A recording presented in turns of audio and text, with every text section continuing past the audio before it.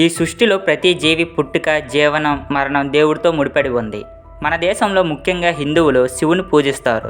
శివుడికి 108 పేర్లు ఉన్నాయనే విషయం అందరికీ తెలుసు. అలాగే శివుడి మెడలో పాము ఎందుకు ఉంటుందో మీకు తెలుసా?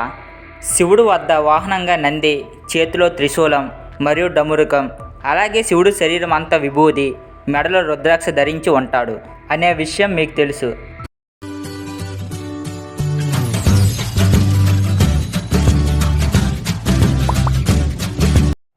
అసలు శివుడు మెడలో పాము ఎందుకు ఉంటుందో మీకు తెలుసా? ఈ విషయం తెలుసుకోవడానికి పురాణంలో వేరువేరు కథలు ప్రచారంలో ఉన్నాయి. శివుడు మెడలో ఆభరణంగా ఉన్న మహాసర్పం పేరు వాసుకి. పురాణాల ప్రకారం ఒక కథ ప్రచారంలో ఉంది. కశ్యప ప్రజాపతికి 14 మంది భార్యలు ఉన్నారు. వీళ్ళందరిలో వినిత, కద్రువులు ముఖ్యమైన వారు. వినితకు 2 కుమారులు, గరుత్మంతుడు, అనురుడు. అనురుడు సూర్యుడు రథసారథిగా ఉన్నాడు. కద్రువుకి సంతానమే సర్పాలు, వీరు 1000 మంది.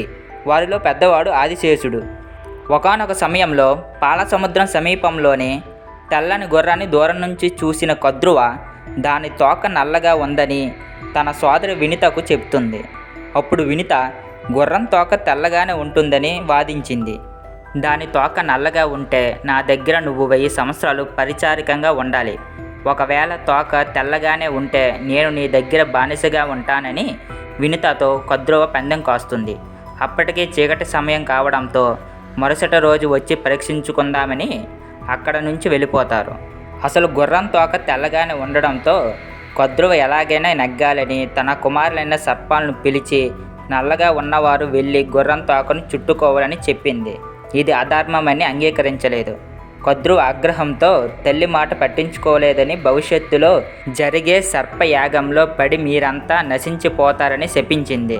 కద్రువ శాపానికి భయపడిన కొన్ని సర్పాలు గుర్రం తోకను పట్టుకోవడంతో గుర్రం తోక నల్లగా ఉన్నది. మరుసటి రోజు వినిత గుర్రం తోక చూసి నల్లగా ఉందని భావించి కద్రువ దగ్గర దాసిగా పనిచేస్తుంది.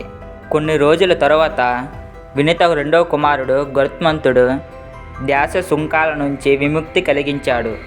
కద్రువ ప్రతిపాదనను అంగీకరించని పెద్ద కుమారుడు ఆదిశేషుడు శ్రీ మహావిష్ణువు కోసం ఘోర తపస్సు చేసి అనుగ్రహం పొంది శ్రీ మహావిష్ణువుకు శేషతల్పంగా మారిపోయాడు.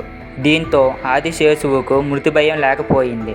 2వ వాడైన వాసుకి మహాశివుడు కోసం ఘోర తపస్సు చేసి అనుగ్రహంతో వాసుకి శివుడు మెడలో ఆభరణంగా చేసుకున్నాడు. సాక్షాత్తు మృత్యుంజయుడైన శివుడు మెడలో ఆభరణంగా మారడంతో వాసుకి కద్రువ శాపం ప్రభావం చూపలేకపోయింది. ఆనాటి నుంచి శివుడు మెడలో ఆభరణంగా వాసుకి ఉన్నది. అందుకోసమే శివుడిని నాగభరణుడు, నాగభూషణుడు అని కూడా పిలుస్తారు.